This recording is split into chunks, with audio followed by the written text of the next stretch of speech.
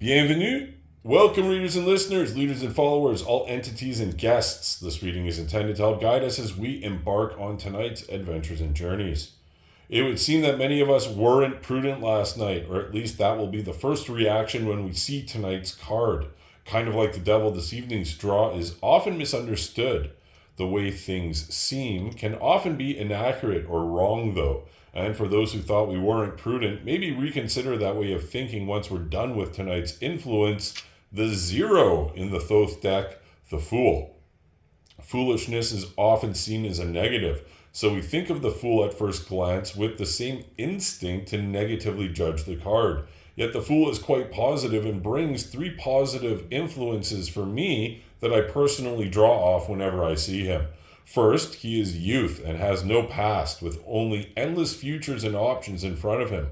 Without those ties to our past tonight, we are free to explore in new areas and in new ways. Second, because he has no past, he has no pattern to use when creating in any aspect. That means he creates from instinct, and every creation is new. A very creative little fellow. Lastly, that instinctuality, which is very strong, and is also part of not having a past. So without a history or lessons to draw from, that means each new decision and each new choice we make is mostly done from instinct. The Fool is 0, and the card shows him as a giant oval, both symbols of life and creation, further promoting his strengths. Because we act from instinct and not thought and reflection, some call us foolish. But the reality is, there's positive aspects to being the Fool and making instinctual choices and actions for this night. There's a time and a place for everything.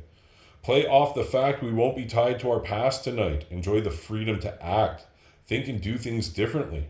We are superpowered to be creative, and our instincts are strong, and they are what should be our guiding force tonight.